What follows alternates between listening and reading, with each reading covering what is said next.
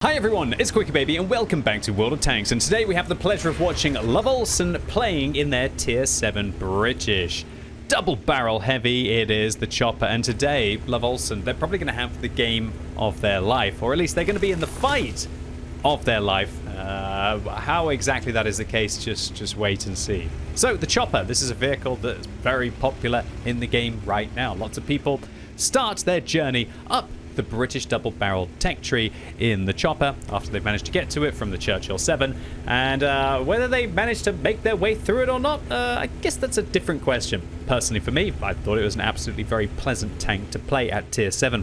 Has really good gun depression, 10 degrees, a nice pokey gun, the same kind of gun that you'd be used to on something like a Centurion, although it doesn't have the penetration of the Centurion, with 204 standard and 235 gold. So kind of like the gold rounds on this tank are similar to the standard rounds on the Centurion, but to have like a pretty good gun like that down at Tier 7, it works.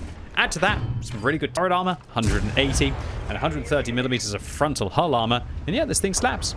The only thing that really kind of disappointing about this vehicle would probably be that its upper turret has issues. It's not bad when you're using its gun depression, but this kind of like area of the turret just doesn't really work out as much as you would want. So don't think that this is like the Tier 8, 9, and 10 British double barrel tanks where you can kind of just sit, hold down, and absolutely laugh at your opponents.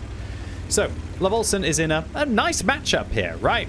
Half 8s, 6s, 7s, perfect. Absolutely pristine World of Tanks in my opinion, and I think it's why Tier 7 and Tier 9 in the game just feels so good, because you get such varied matchmaking. Can't stand +0, -0 for me personally. I feel like it's one of the biggest blights on the game, but I digress. That would be a whole different video as to for discussion.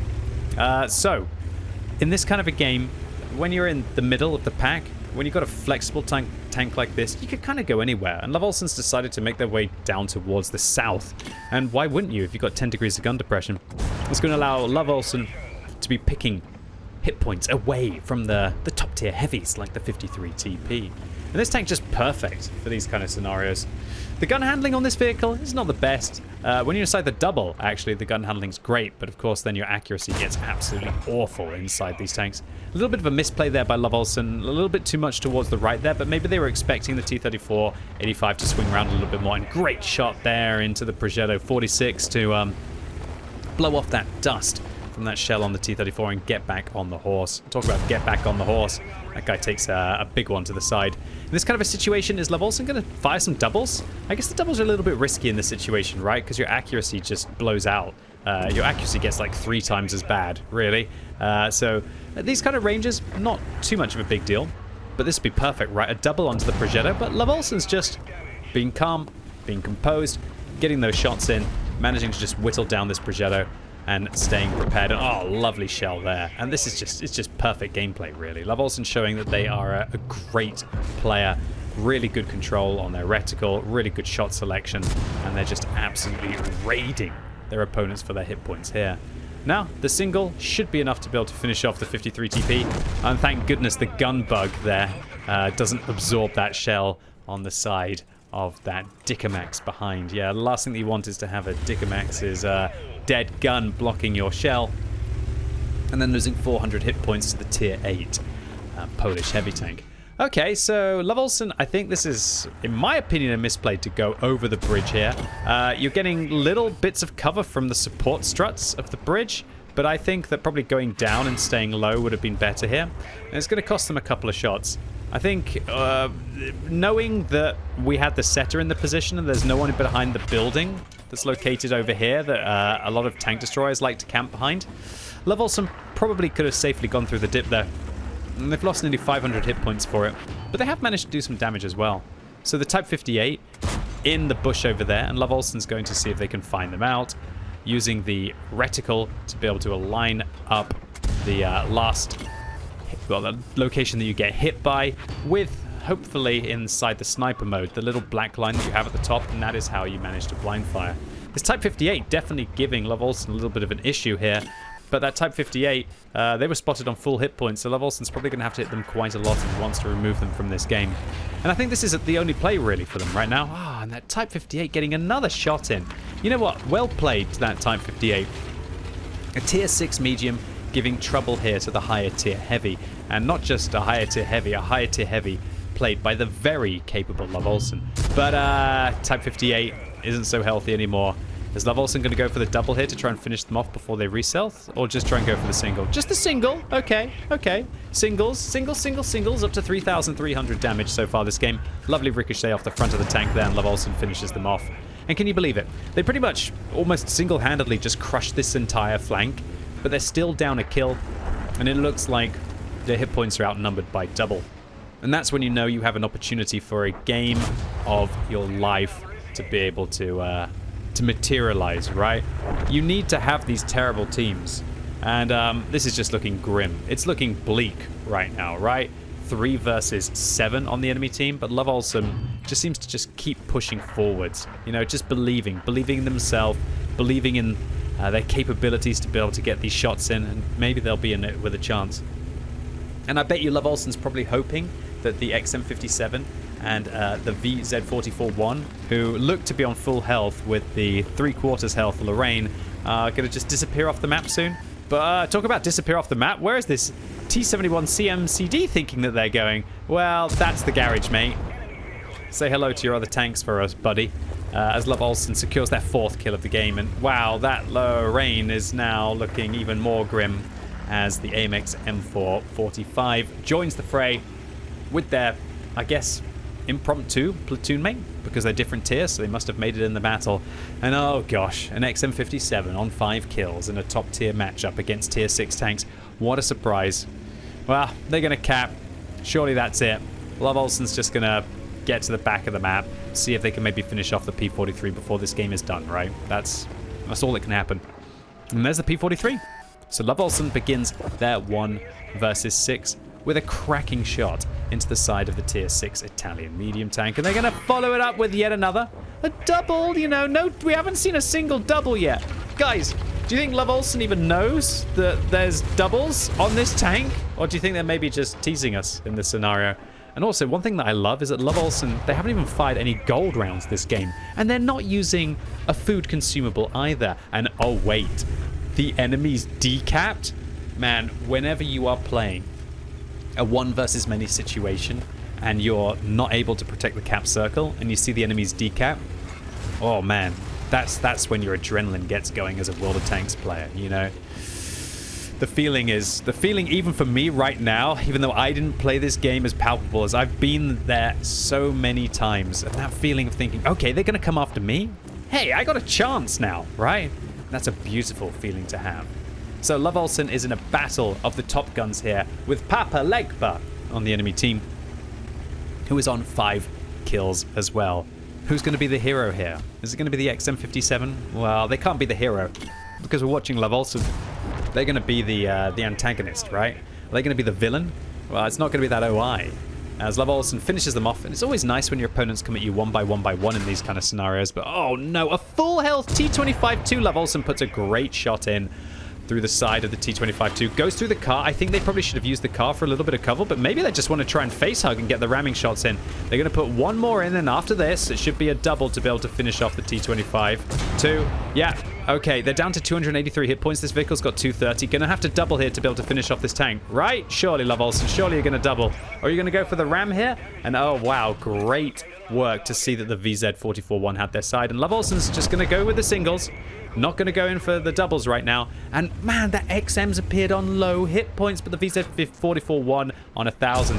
And are they a tourist right now? Where are they going? Okay. Well, mate, if you don't want to shoot loveolsson, that's great. loveolsson's now destroyed half of the enemy team, up to 7 kills and 5,600 damage in a tier 7 tank. This would be an epic game for a tier 10, but loveolsson is playing a tier 7 tech tree tank, firing their first gold round of the game, which funnily enough misses, and without using a food consumable. loveolsson puts one into the side of the VZ44-1 there, and now the XM57 rears their ugly head. And because that turret is so front-mounted on the tank, this is going to be a real hard vehicle to deal with as it comes around the corner. Or is it? Oh, the XM fires! loveolsson, get around that corner quickly. The VZ44-1. Who are they going to focus? Are they going to focus the XM or the VZ44-1? They're going to come around the corner, shoot the VZ-44-1, and the VZ-44-1 actually ends up blocking the XM in that situation. Now only fired a single. That should allow loveolsson to... He switched to doubles. He's doing it. He's doing it. He doubles at the perfect time. He waited 10 minutes, tortured the baby for 10 minutes, but delivers the double at the perfect time and ricochets the XM57. This is outrageous right now. Chopper absolutely chopping through these enemy tanks, and that should allow loveolsson to put one in through the side. They're capping. Go, go, go, go, go, go, go, go, go. You can make it, dude. No, don't faff on whatever that is. The rim, the storage container, whatever it is. Come on, loveolsson. Put that bounty turbo to the test. And loveolsson has turned a situation that they claimed hopeless into now being a 1 versus 1. Ladies and gentlemen, boys and girls, that was a 1 versus 6 down to a 1 versus 1. loveolsson is going for 2 of the biggest medals you can get in World of Tanks right now. They're going for the one that everybody wants, the Kolobanov's medal for standing alone against at least 5, this case 6, and they're also going for a Pools medal as well for that 10th kill.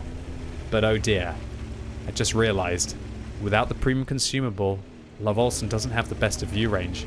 And why does this chopper feel so slow right now? The bounty turbo just not getting it done.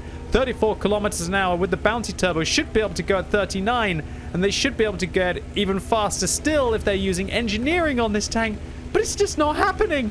Oh no, 16 seconds left. loveolsson's heart must be going at about 140 beats per minute right now. loveolsson in the fight of their life. 7, 6, no, not like this. Not like this. 1 second away from loveolsson finding the AMX M445. And if there's one thing I didn't like is that loveolsson should have still fired with 1 second left. And unfortunately, it looks like the AMX must have been just towards the edge of the circle right here, and loveolsson doesn't manage to take this one down. Now, did they go a long way there to be able to get back towards the cap? Would the faster play have been to go through the swamp? Maybe. But undoubtedly, it looks like loveolsson wasn't using engineer on their driver, which would allow them to go a little bit faster. And I'd hate to say it, but a premium consumable here would have improved their ground resistances by 5%, and every kilometer an hour might have been the difference to getting back towards the cap circle. Man, I hate when it's usually just a pay-to-win advantage in these scenarios. And that's what frustrates me so much about playing the Plays for Free account. To always have that doubt in your mind that, you know what, if I had paid that 10,000 credits to have the premium consumable, would I have won? Would that have been the game of my life? Well, one thing is for sure, and that is that loveolsson made a hopeless situation a real hope for victory. And if you have any doubts how much of a crazy game this was, loveolsson got more experience than everyone else on the winning team for their loss at 1,546. And when you factor in courageous resistance as well, this is a 2,319 base experience game if only they'd managed to decap on the AMX. And to make matters even worse, the AMX had been penetrated 4 times, meaning that they were very likely a one-shot. But you know what? Well played to the AMX for having the brains to cap that one out and not try and take the fight to an absolute god-tier player like loveolsson. So loveolsson gets the Radley Walters medal for defeating 9 opponents, the high caliber for 6,894 damage in a tier 7, and a steel wall medal for blocking 3,550, showing you just why these British double barrel heavies are great all the way up the tech tree and not just the top of the tier or the top of the tree can opener. So loveolsson, thank you so much to you for uploading your epic game on the What Record website, and specifically the QuickyBaby.what-record.com website for the community to enjoy. I knew when I saw that there was this kind of a epic result in a tier 7 tech tree tank that didn't use a food consumable that I wanted to join you on that heart-pounding journey and to give this replay the glory that it deserves. Anyway, I really hope all of you enjoyed this game just as much as I did. If you did, give it a thumbs up. If you hated it, give it a thumbs down. And let me know in the comments down below, what is your strategy for food consumables in World of Tanks? Do you use them on all of your vehicles or only specific tanks? And if so, why? And as always, thank you so much for watching. You've been epic, and hopefully I'll see you soon.